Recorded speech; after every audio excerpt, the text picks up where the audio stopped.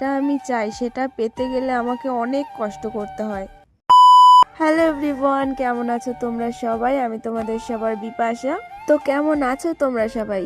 ওই আর কি, নিজেকে হালকা করে একটু প্রমিস করেছিলাম যে নিজের যত্ন নেব। নিজের যত্ন অনেকভাবে নেওয়া যায়, কিন্তু আমি কোনোটাই করি না।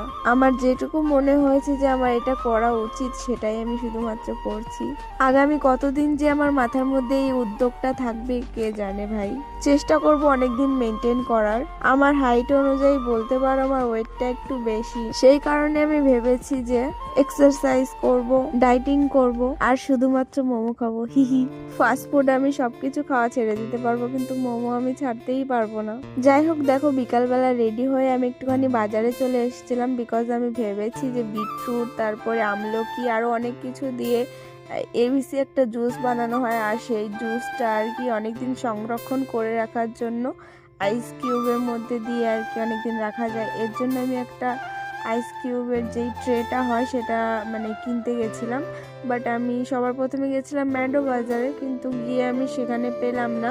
আইসক্রিম বানানোর যেই বক্সগুলো হয় সেগুলো ছিল, কিন্তু আইস কিউবের যে প্লেটটা থাকে সেটা আর কি ছিল না। তো কি করা যাবে, তার জন্য আমি ভাবলাম যে ম্যাডো বাজারে যখন ঢুকেই পড়েছি, দেখি একটু কি কি জামা কাপড় আনা হয়েছে এখানে নতুন নতুন।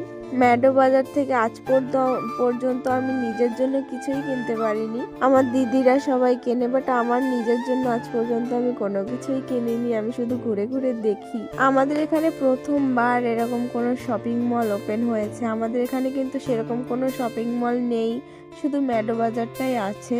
যাই হোক, দেখো আমি ম্যাডো বাজার থেকে বেরিয়ে সোজা ঢুকে পড়েছিলাম সবজির মার্কেটে। আর সবজির মার্কেটে গিয়ে আর কি বিটরুট, গাজর, আমলকির মতন আরও যত সব জিনিসপত্র লাগবে, পুদিনা পাতা, এই সব কিছু কিনে আমি বেরিয়ে আসছিলাম। আর বেরিয়ে সবার প্রথমে আমি চলে গেছিলাম একটা আইসক্রিমের দোকানে।